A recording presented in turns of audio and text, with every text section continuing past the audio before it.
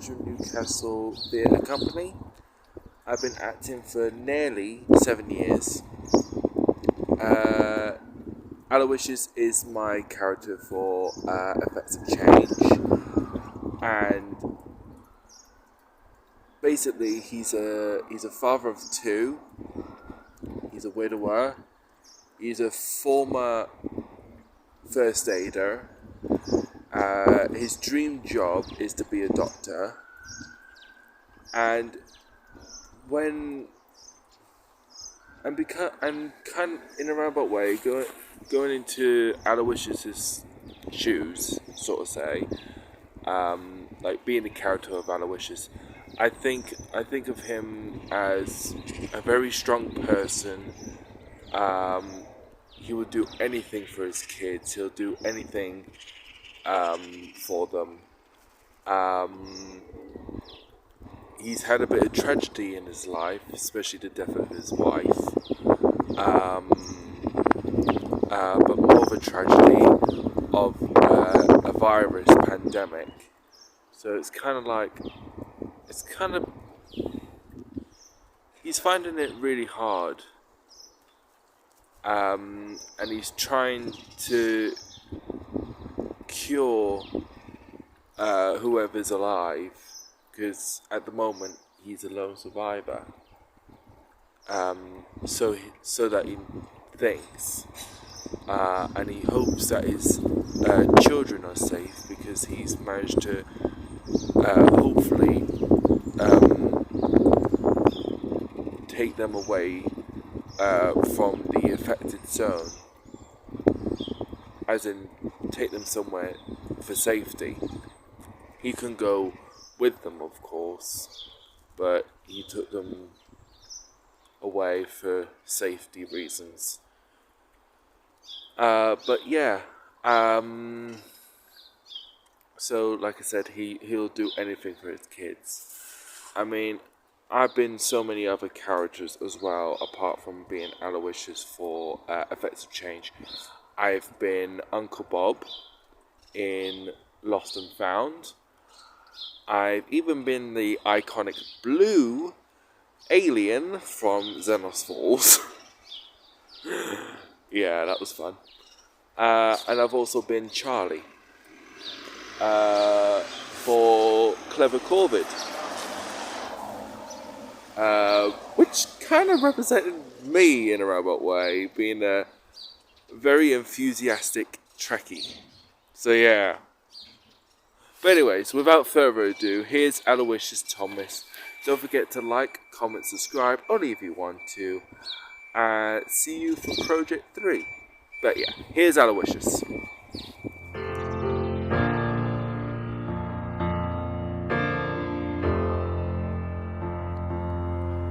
Don't worry. Hello, my name is Aloysius Thomas. I'm 28 years old, and I'm a first aider.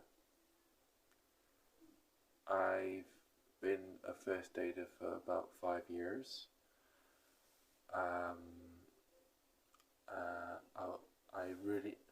I really enjoy my job. I love patching people together and stuff. I was married, a couple of years ago, to a beautiful woman, Roxana. We both met at college. It was kind of like love at first sight, even though we were both best friends for a long time. And I can't remember who asked who out, but that day, I think I remember going down on one knee and asking her to marry me. I mean, we had so many dates. She'll do a few dates, I'll do a few dates. And then we got married. Not at a church, but at a reception thing. So it was like a reception ceremony. It was still lovely. Even she loved it. Um, we only had a smallish party. Um, and then about 2 years later, she was pregnant. Uh, I found out because she wanted to surprise me, saying, "Oh, hi, I'm pregnant." Um, and it was one of those moments, like on TikTok, you read a note and it gives you instructions what you should do next, and it was like one of them. So I was like, yeah, okay, might as well. And I was like, okay. And then when it actually said that she was pregnant, say hi to whoever, uh, to your baby. Um, I was like, is it a boy? Is it a girl? And then I had another bit of a surprise.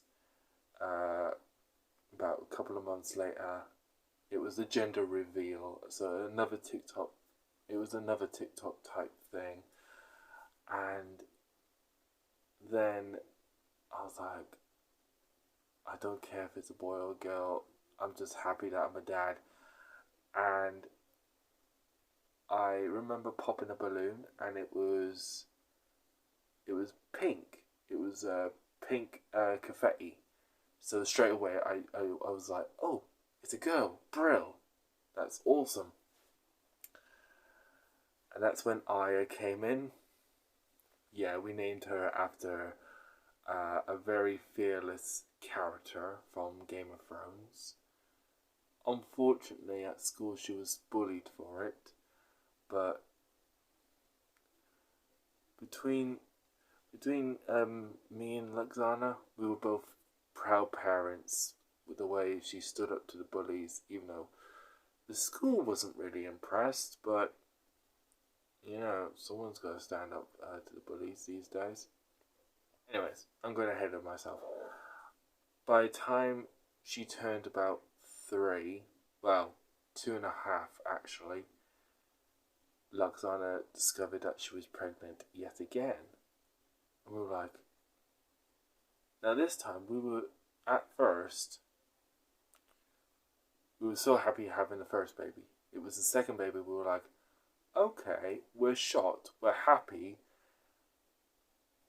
And then it's like the whole, what's this one going to turn out? Is it going to be a boy or is it going to be another girl?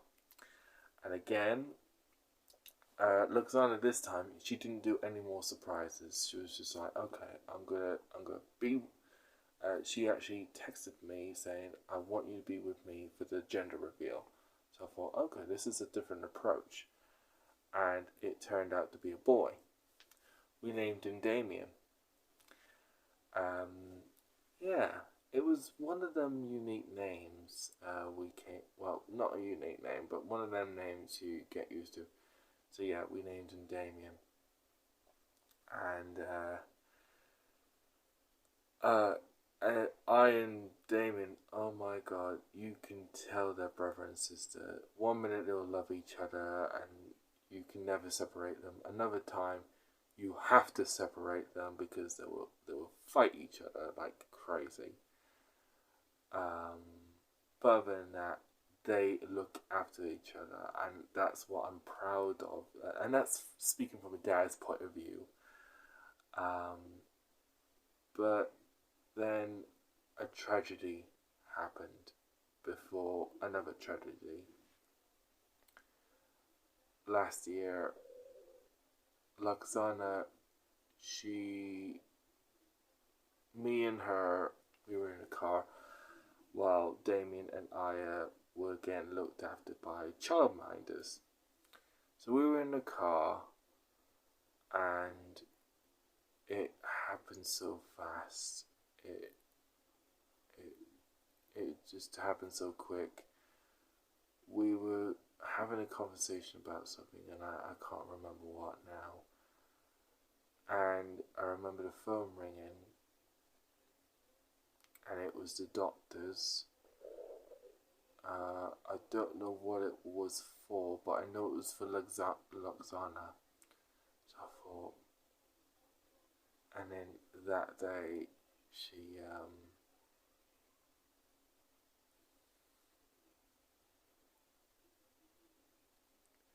we were in the van. We drove through a red light without noticing, and this van lorry thing, I can't remember, but it was definitely big, and it crushed a car.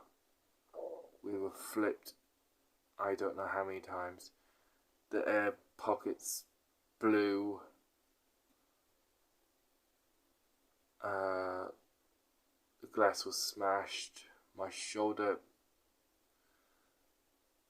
was pierced by glass. I was wearing a seatbelt. Luxana was wearing a seatbelt because we always wear seatbelts. But something changed.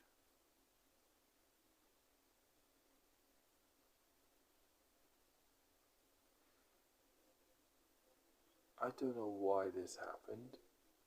I don't know.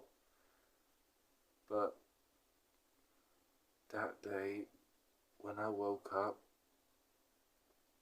it must have been hours when we were there. And I keep asking myself the same question. Why did I live and she didn't? So,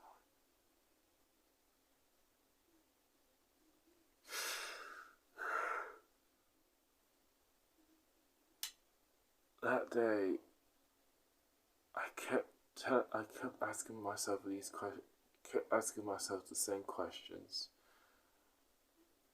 Why? Why Luxana? What? What's gonna? What's gonna? What's the kids gonna say? They're gonna probably be like, "Daddy, where's Mummy?" So yeah, I made up stories for the kids, saying, "Oh, your mum's just at work. Your mum's buying you presents for Christmas and birthdays." Um,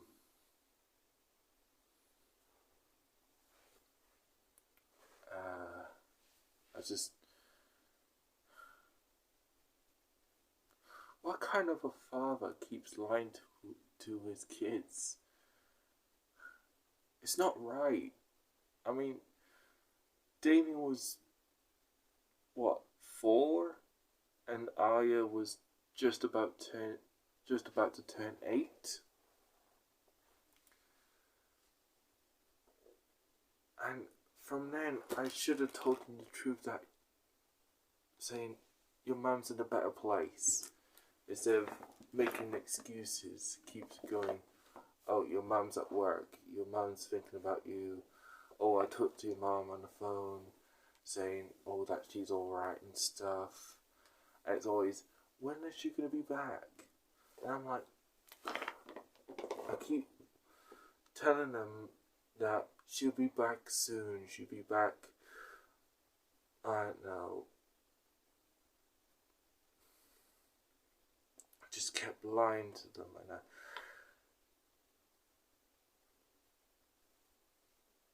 sometimes I wish I didn't. I wish I didn't lie to them. I wish I told them straight to the point, saying, look, kids, this is what's happened. And I remember, due to Luxana's funeral, I had to get a childminder involved.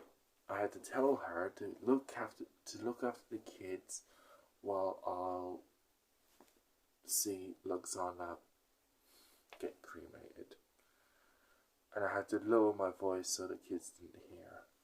But luckily they were in their play zone.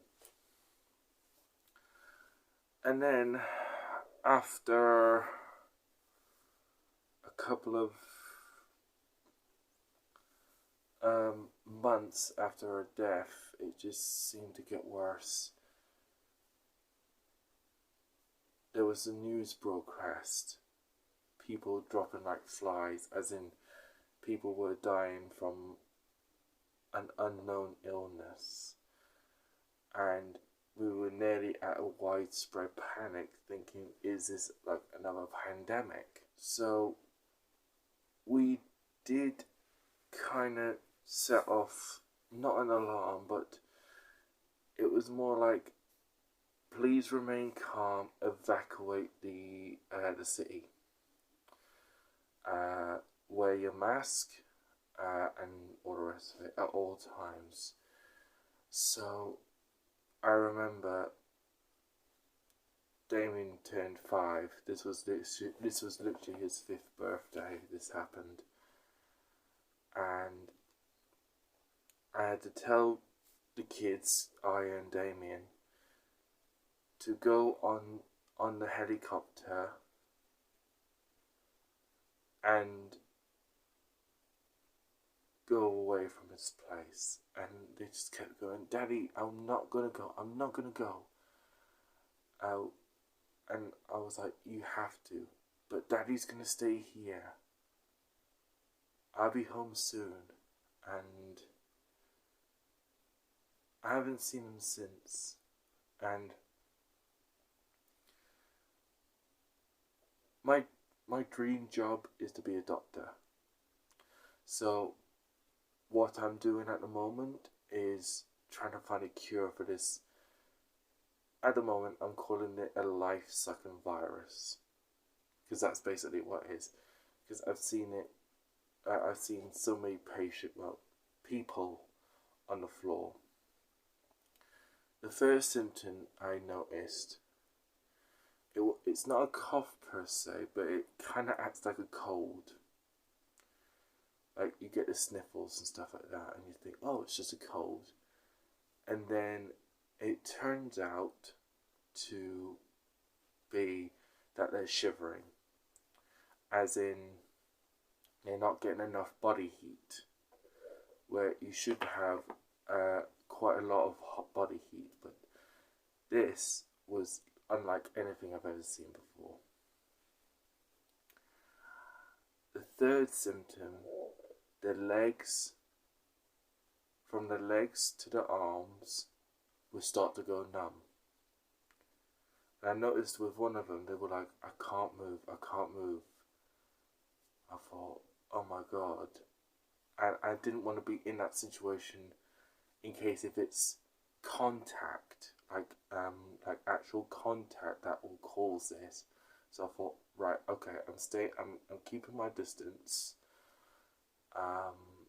But I remember I did risk it with one of them. It was a pregnant lady, and I touched her, and somehow I kept testing myself. I was negative, and I thought, why am I negative? So then, the fourth symptom, they really lose colour. They literally go white, like as if the blood is starting to stop flowing. And then the last symptom, but not least, they go into a coma, and it could take less than a few hours for it to take over. So at the moment, my job is to find a cure, hopefully to find a cure, and once I've done that, I can hopefully see my kids again. I just hope and pray that they're still safe. That's what any father would want. Anyways, I gotta go, but it's nice to meet you all, and hopefully my mission will be a success. This is Aloysius Thomas, signing out. Like, comment, subscribe. Live long and prosper.